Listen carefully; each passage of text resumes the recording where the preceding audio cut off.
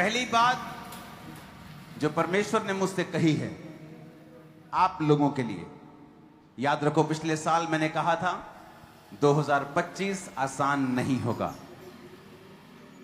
और लोगों को तब समझ नहीं आया था। मैंने कहा था यह मेहनत करने का साल होगा, लेकिन परमेश्वर हमारे साथ होगा और उसकी जय जो हमें मिली है यह बताती है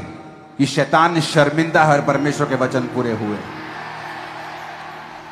परमेश्वर ने मुझसे कहा है 2026 के लिए आप लोगों के लिए, आप लोगों के लिए, अगर आप चाहते हैं कि 2026 जो कि दुनिया के ऊपर साइबर अटैक्स, कंफ्यूजन्स और टेक्नोलॉजी को एक कर्स के रूप में देखने का साल होगा लोगों के लिए, लेकिन परमेश्वर ने आपके लिए मुझे एक वचन दिया है। पहला कुरिन्थियों 12 उसकी 10 आयत में लिखा है, फिर किसी को सामर्थ्य के काम करने की शक्ति, किसी को भविष्यवाणी, किसी को आत्माओं की परख और किसी को अनेकों प्रकार की भाषा, किसी को भाषाओं का अर्थ बताना, किसी को अनेकों प्रकार की भाषा बोलने का वरदान देना और किसी को उन भाषाओं का अर्थ बताना। पहला कुरिन्थियों 14 उसकी 2 से 4 आयत में लिखा है, क्योंकि जो अन्य भाषा में बातें करता है वह मनुष्यों से नहीं परंतु परमेश्वर से बातें करता है, इसलिए कि उसकी बातें कोई नहीं समझता, क्योंकि वो भेद की बातें आत्मा में होकर बोलता है।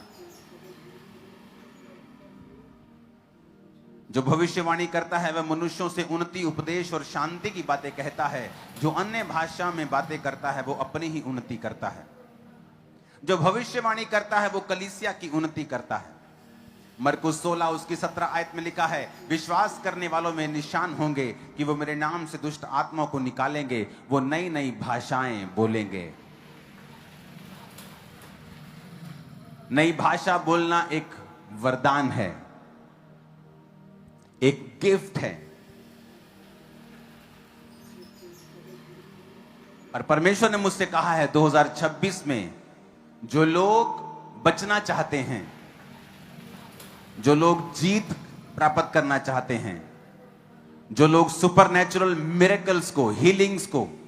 इनकाउंटर्स को परमेश्वर के संग महसूस करना चाहते हैं, वो 2026 में आज तक जितना आप गैर भाषा में नहीं बोले उतना 2026 में बोलिए।